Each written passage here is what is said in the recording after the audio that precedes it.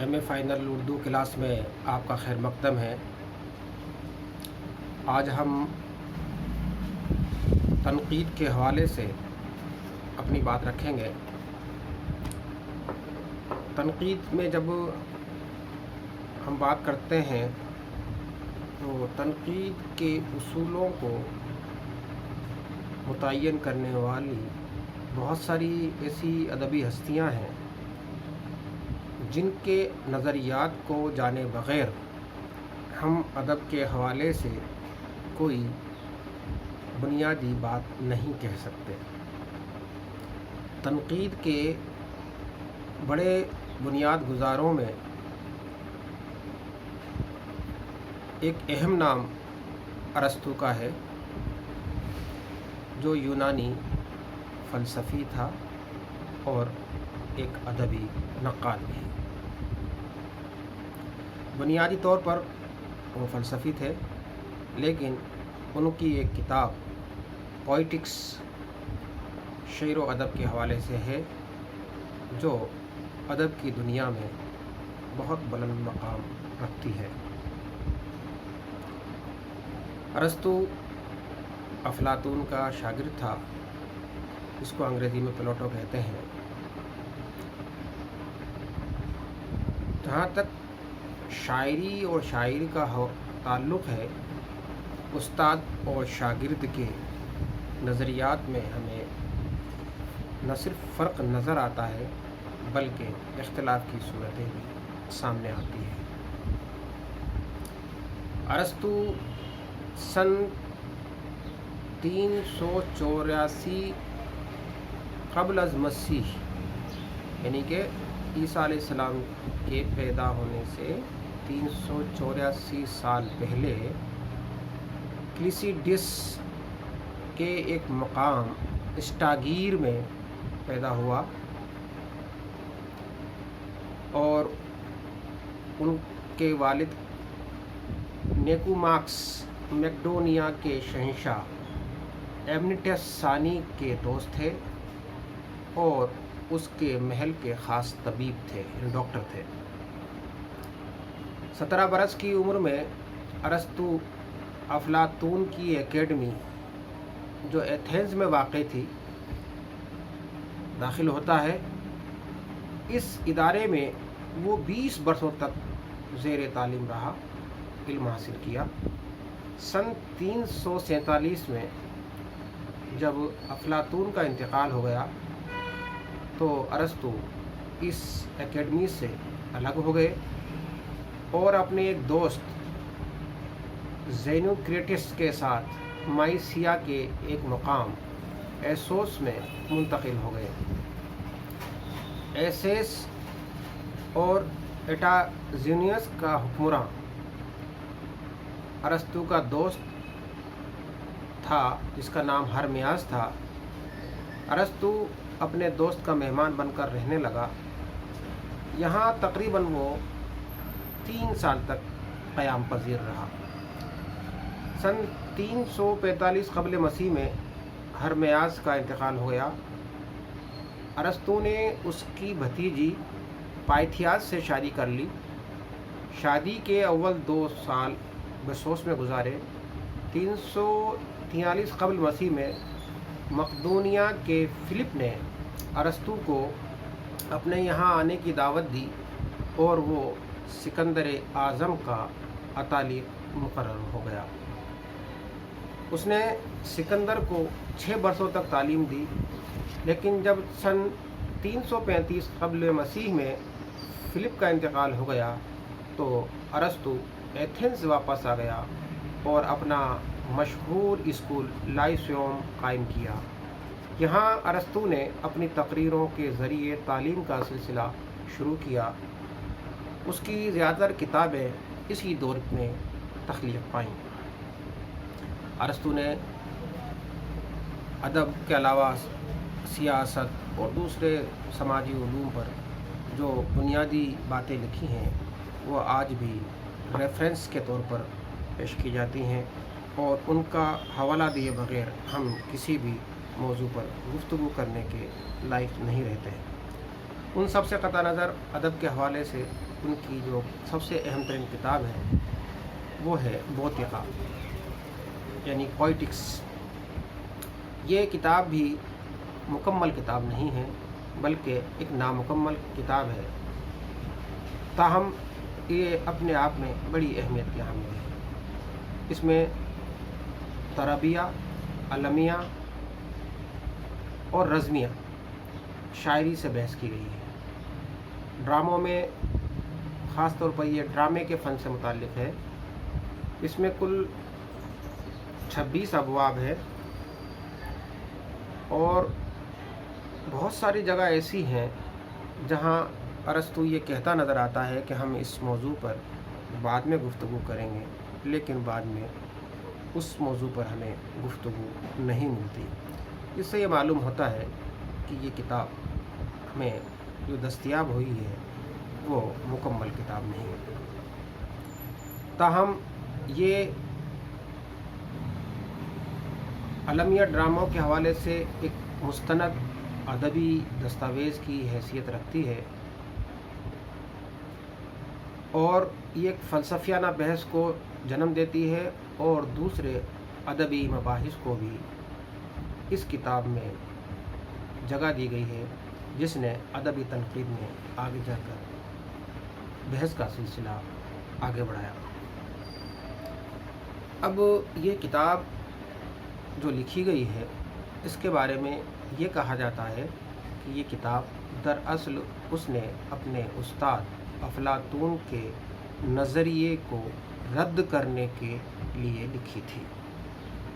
کتاب میں کہیں بھی افلاطون کا ذکر نہیں ہے، یعنی کہ اس کا حوالہ دے کر اس کی بات کو نہیں کاٹا گیا ہے، لیکن ناقدین کا یہ کہنا ہے کہ دراصل اس میں ان نظریات کو رد کرنے کا کام کیا گیا ہے جو افلاطون نے شاعری کے حوالے سے ظاہر کیے تھے۔ ایٹکنس لکھتے ہیں کہ بوتقہ میں شاعری کے بارے میں افلاطون کے منفی دلائل کو ارسطو کی جو کاٹ ہے وہ ارسطو کا مقصد ہے اور کتاب کے بڑے حصے میں یہی مقصد کار فرما ہے۔ اسی طریقے سے ایبروکرومبی بھی کہتے ہیں کہ یہ یقین کے ساتھ کہا جا سکتا ہے کہ ارسطو افلاطون کی اس یلغار کا دفاع کرنا چاہتا تھا کہ شاعری انسان کی عظمت سے فروتر ہے، یعنی کہ شاعری کے حوالے سے جو افلاطون کا کہنا تھا کہ شاعری انسانی عظمت سے کم تر چیز ہے اور اس کے اثرات انسان کے لیے نقصان دہ ہے، اس بات کو غلط ثابت کرنے کے لیے ارسطو نے یہ کتاب لکھی۔ یہ ایبروکرومبی صاحب کا خیال ہے۔ یہ کتاب سن 320 قبل مسیح میں لکھی گئی اور اس میں جو ادبی مباحث پیش کیے گئے ہیں وہ ادبی مباحث یونانی ڈراموں کو پیش نظر رکھ کے کیے گئے ہیں، لیکن یہ بھی کہا گیا ہے کہ یہ مباحث بعد میں یا دوسرے مقامات پر لکھے جانے والے ڈراموں کو محیط نہیں ہے، اس لیے ان میں بیان کیے جانے والے اصول ان تمام ڈراموں پر منطبق نہیں کیے جا سکتے۔ لیکن اس کے باوجود اس کتاب کی اپنی اہمیت ہے اور اس میں جو بنیادی باتیں بیان کی گئی ہیں وہ ڈرامے کے حوالے سے آج بھی اہمیت کے حامل ہیں اور انہیں آج بھی ڈرامہ لکھتے وقت پیش نظر رکھا جاتا ہے۔ جو سب سے بڑا سوال تنقید کے حوالے سے تھا وہ یہ تھا کہ افلاطون نے شاعری کو نقل کی نقل قرار دیا تھا اور اس کے حوالے سے یہ تیسرے درجے کا فن تھا جو انسانی عظمت سے فروتر تھا۔ ارسطو نے بھی نقل کے نظریے کو پیش کیا ہے اور یہ جو لفظ ہے اس نے افلاطون ہی سے لیا ہے، لیکن اس نے اس کے معنی وہ نہیں لیے جو ارسطو کے یہاں پر نظر آتے ہیں۔ ان کا کہنا یہ ہے کہ شاعر یا فنکار جب کسی چیز کی نقل کرتا ہے تو وہ صرف نقل محض نہیں ہوتی ہے، بلکہ وہ اپنے جذبات و احساسات اور اپنے تخیلات کی روشنی میں اسے جب پیش کرتا ہے تو وہ ایک اثر نو تخلیق ہوتی ہے، اور وہ اس چیز سے الگ ہوتی ہے جس کی وہ اس کو پیش نظر رکھ کر وہ اس کی نقل کرتا ہے۔ تو یہ نقل نہیں ہوتی بلکہ ایک تخلیق ہوتی ہے جو ایک بہت اہم چیز ہوتی ہے، انسانی عظمت کے مطابق ہوتی ہے۔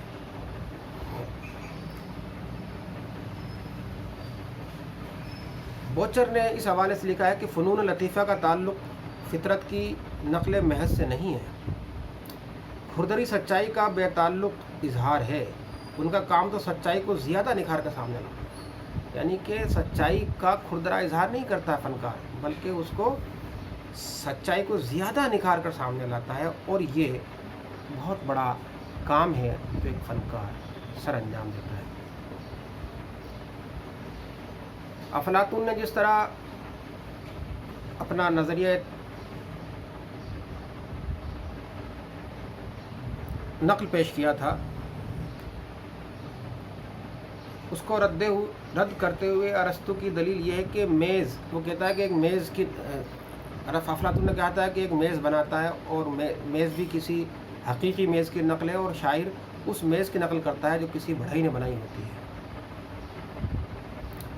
لیکن انسان جب یا کوئی فنکار جب کسی میز کی نقل کرتا ہے تو، یا شاعر جب کوئی کسی چیز کی نقل کرتا ہے تو وہ اس کی ویسی نقل نہیں کرتا جیسی کہ وہ ہے، بلکہ اس میں اپنے تخیل کی کار فرمائی سے ایک نیا پہلو ڈال دیتا ہے، اور یہی اس کی عظمت کی دلیل ہے۔ اور ارسطو نے اسی چیز کو لکھا ہے کہ ایک فنکار جو ممکن ہے یہ بھی نہیں جانتا ہو کہ وہ کیا کر رہا ہے، صورت گری کے کام میں مشغول ہے، اور اس کا یہ عمل اسے فلسفیوں سے اور معمولی انسانوں سے الگ کر دیتا ہے۔ یعنی کہ یہاں ارسطو نے شاعری اور ادب کے حوالے سے بڑی اہم بات کر دی کہ وہ ارسطو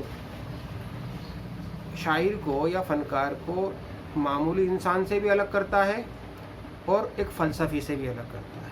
یعنی فلسفی چیزوں کو عقلی اور منطقی سطح پر دیکھتا ہے، ایک عام آدمی کسی چیزوں کی حقیقت تک نہیں پہنچ پاتا، لیکن ایک فنکار کسی چیز کو دیکھتا ہے تو اس کو دیکھنے کا نظریہ الگ ہوتا ہے، فلسفی سے الگ ہوتا ہے، عام آدمی سے الگ ہوتا ہے، اور یہ دیکھنے کا الگ نظریہ ہی ادب کے جمالیاتی پہلو کو ہمارے سامنے لاتا ہے۔ اس لیے کہا جاتا ہے کہ ارسطو نے ادب میں جمالیاتی نقطۂ نظر کو بنیادی اہمیت دی ہے، اور جمالیات کی بنیاد ارسطو کے حوالے سے ہی ادب میں پڑتی ہے۔